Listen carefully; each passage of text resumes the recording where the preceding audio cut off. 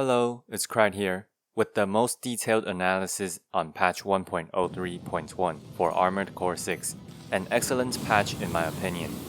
I've also realized that my ability to summon From Software patch notes less than a day after posting a video seems to be intact, even in Armored Core.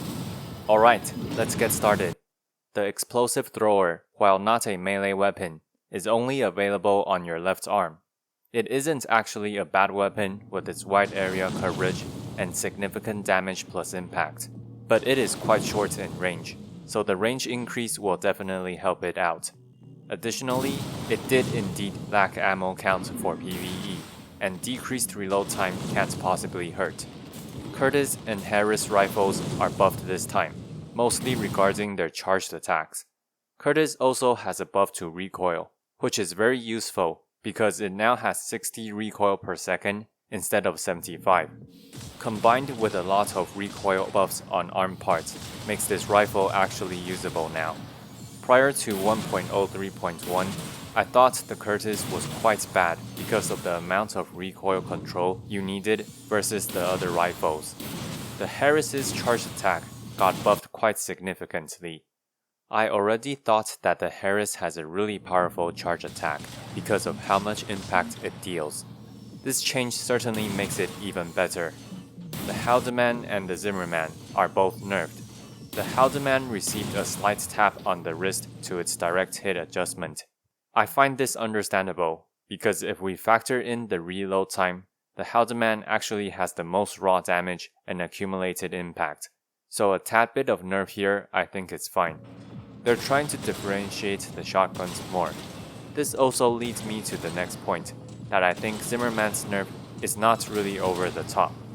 The Zimmerman's impact was definitely the stat that needed the nerf the most. I'm sure the only people that would defend otherwise are some of those abusing Zimmermans themselves. And in terms of range, the Zimmermans are still longer too. So I think the overall nerf did put this overpowered weapon in check to just being a good shotgun. Now it's up to your build to decide which shotgun you want to run, with clearer trade-offs, because Zimmerman's was definitely dominating before. The handguns all got an ammo increase, which is much needed mostly for PvE. Anyone who has tried to run any of these through a PvE mission should know the pain.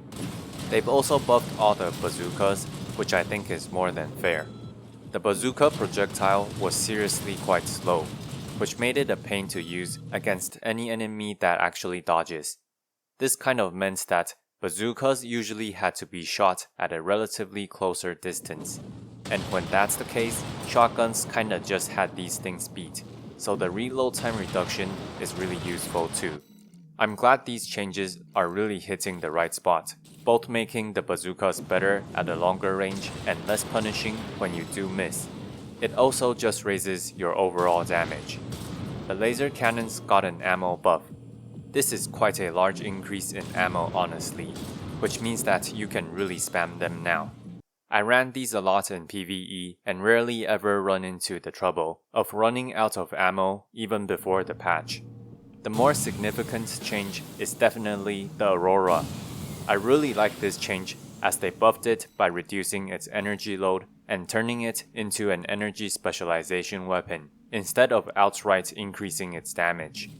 This gives the energy specialization weapons a low energy load option for a back weapon while not being OP because the Aurora still has a long homing lock-on time.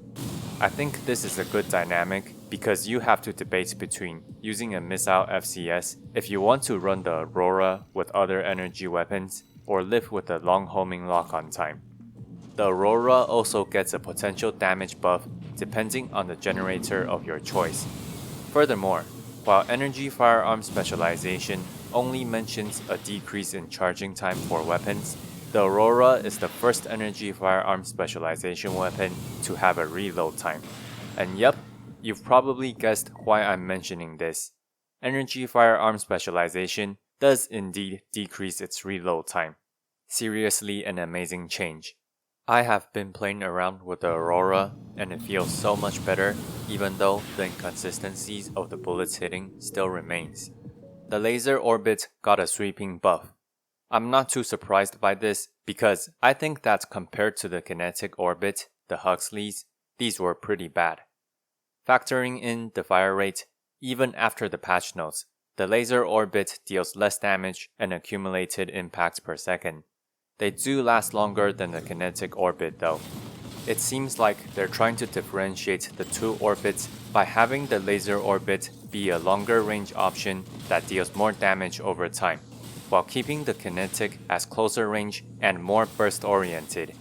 I do like the direction this is heading towards. The laser turret got a buff as well.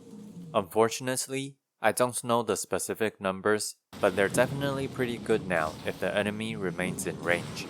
I will definitely be trying this weapon out again. The pulse shield launcher was garbage, so this is a much needed buff. Unfortunately, I can't pinpoint the specific details as to how tanky the shield is, and there's also this line from later in the patch note. All you need to know is, the shield is tankier now, but personally, I still don't like the weapon much. The Nebula had a very amazing charge shot pre-nerf. While these numbers are still several times higher than the uncharged version, this patch really hit the Nebula hard. I do think it is a very strong weapon prior to the nerf, so I totally understand why it is getting nerfed. Overall, I still expect people to run this weapon, but I doubt it will be nearly as common. I don't think the stun needle launcher's nerf comes as a surprise to anyone, just like the Zimmerman's. This completely dominated, especially in PvE, where it's easier to land. It still retains a very high direct hit adjustment, so it is still good at punishing staggers. Its low 5-second reload time is also untouched. The consecutive attack power nerf seems to be talking about the explosion that follows afterwards. Furthermore, I don't think this is mentioned in the patch note, but the electrify status buildup on these launchers are nerfed too. It still deals quite a bit of damage and impact damage, but it definitely isn't overpowered now, not with its hefty 825 energy load to consider.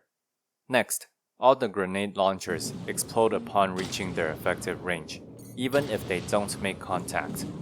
Actually, this was what I originally expected grenade launchers to do, but better late than never.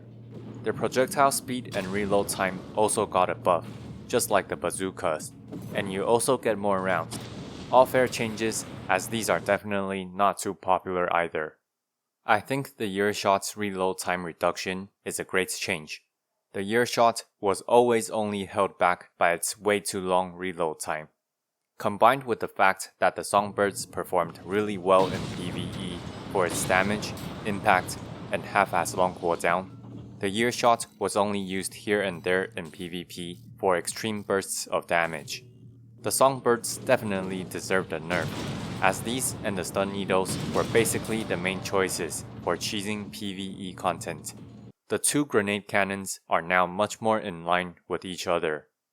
For the missile launchers, the aperitif was definitely absolutely annoying to play against, especially when the enemy is running two aperitifs, because the missile seems almost endless. The reduction to reload time is certainly warranted. However, they also nerfed the guidance stat, which makes these missiles less likely to hit too. With both of these in mind, I am more inclined towards running the regular hand missile launcher now, since they have the same guidance anyway. All the dual missiles got a fairly hefty buff. Well deserved in my opinion, because if you've watched my missile video, I did mention that these don't do anything particularly well. Their overall DPS and impact damage are improved, so there may be more than just a gimmick now. The projectile speed is split into two parts for missiles, because missiles start off slower than their maximum speed. I think buffing their projectile speed is the right call, since the flight pattern of these missiles makes them take a detour. The active homing missiles also received a buff. I'm quite happy with this one, because I did think they were a tad bit slow to be scary enough. Buffing these to be a bit faster is great, while not making them lose their original reason of being slow. The homing lock-on time reduction also ensures that you can spam these faster. The Trainose patch notes wording is a bit weird.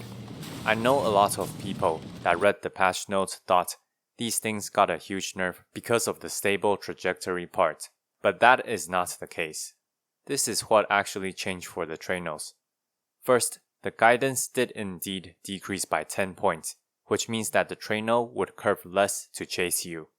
However, the second part states that the initial angle of the bullet is actually increased. Bullets, or in this case, the trainers, don't actually fly out in a straight line from your gun. They usually fly out at an angle to deal with the tracking in this game. So this is actually what changed for the trainer visualized. If this was the old curve of the trainer that did those annoying curves you feel like you can't dodge, this is the new one. The initial angle is larger, while the guidance or the curve the missile can correct for is reduced. But the end result, depending on the situation, can be better, worse, or the same. The new trajectory favors dodging the trainers at the right timing over the old one though, so I would say it is a slight nerf, but these are still quite good at the right distances. No surprise to the charge attack nerf on the Coral missiles for me. The numbers were just way too high. I also appreciate the direct hit adjustments tuning. One thing to mention though is the nerf is targeted towards the small projectiles of the missile and not the large one. Alright, time for the frame parts, starting with the headpieces.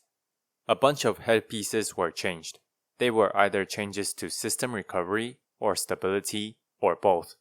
The general sweeping change is the vastly increased system recovery for the headpieces with crap system recovery.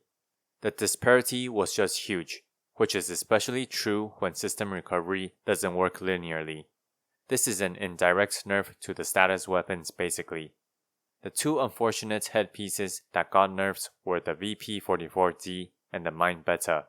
And with these changes on the headpiece, the rankings are definitely going to get shifted around when I redo my headpiece video.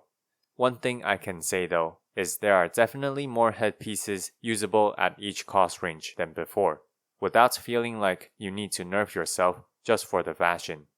The knocked right hardcore got a much needed buff with its generator output.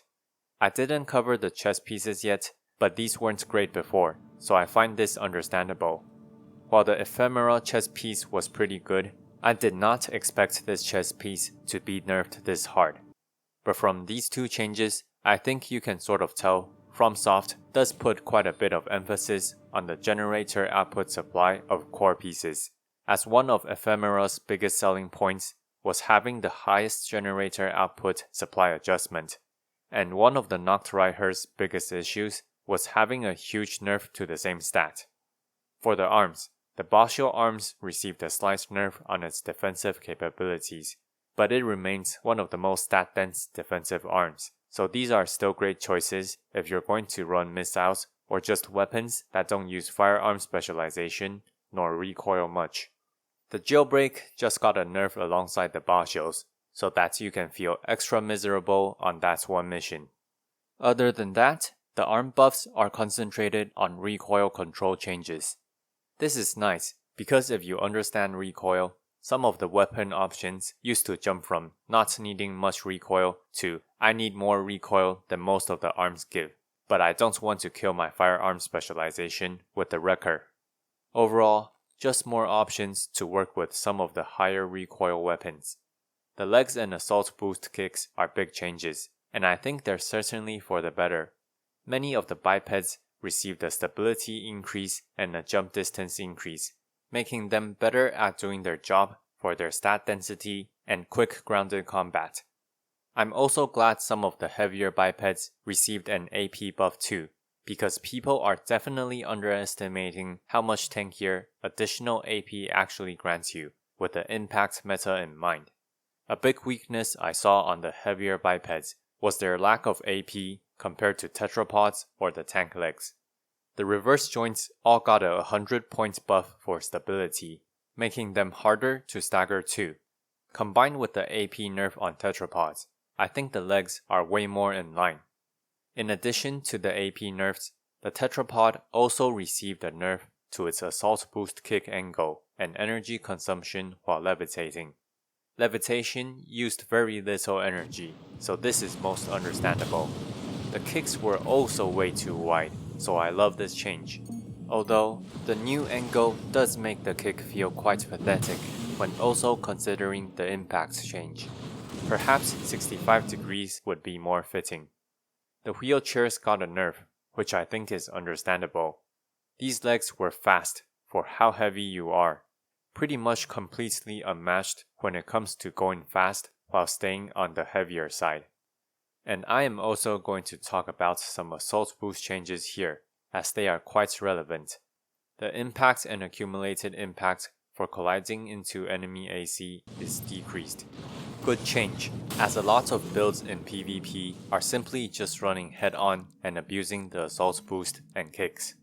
On the same note, kicks across leg types are all different now, with reverse joints having the strongest impact and accumulated impact. I am quite happy with this differentiation because it really makes selecting the right leg type even more important.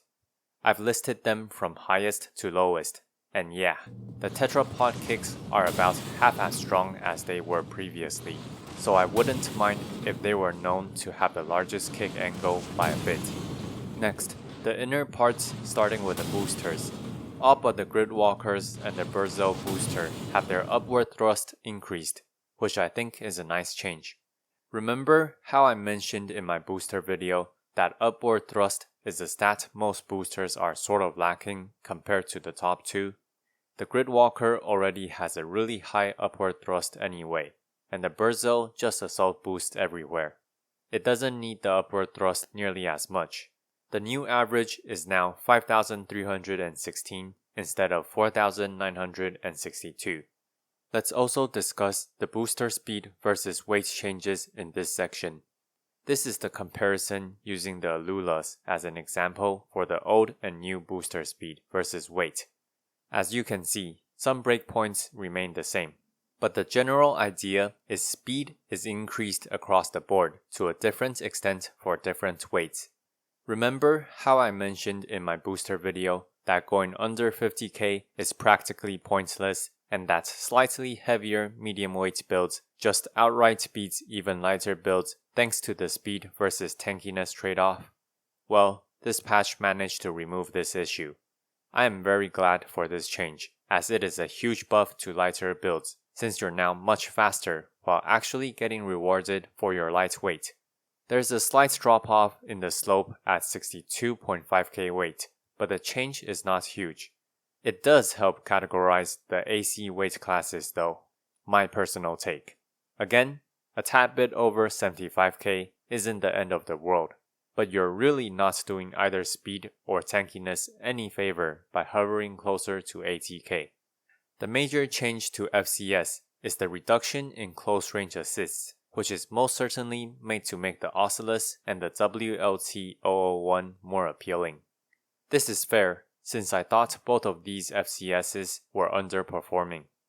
Next, the Yaba generator got a buff, which is great, because I did say that I would just run the VP20C over this generator every time.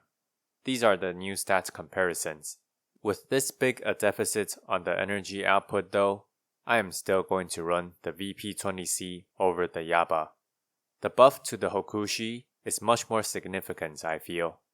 These are the Hokushi's old stats versus the VP20C. Assuming you don't ever redline, the Hokushi can be better, but the difference is not that big for its risk.